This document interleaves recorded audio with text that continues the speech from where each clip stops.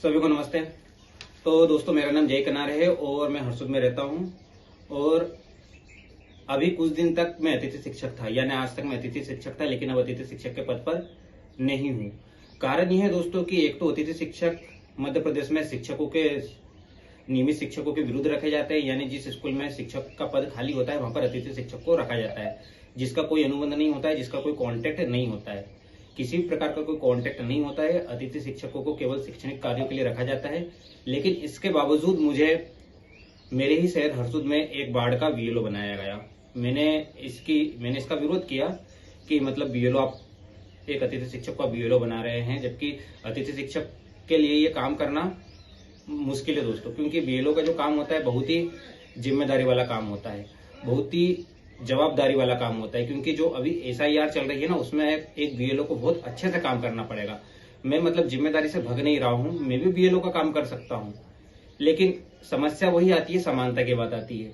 आप जहां पर एक नियमित शिक्षक है उसको 70-80 हजार रुपए, 1 लाख रुपए वेतन मिलता है, आप उससे काम लीजिएगा, उसको बीएलओ बनाइए, ठीक है, कोई दिक्कत नहीं। या अगर मैं किसी अन्य जगह पर भी कोई कॉन्ट्रैक्ट, कोई कंपनी या कोई ठेके पर भी काम करता, तब भी मैं बीएलओ का काम करने के लिए तैयार था दोस्तों। चाहे मैं किसी संस्था में कंप्यूटर ऑपरेटर होता या दैनिक वेतन भोगी कर्मचारी होता, या किसी भी कार्यालय में अगर मैं कोई कर्मचारी होता ना, भले वो संविदा का कर्मचारी होता, तब भी मैं इस कार्य को करता। लेकिन एक अतिथि शिक्षक स्कूल में रखा जाता है बच्चों को पढ़ाने के लिए।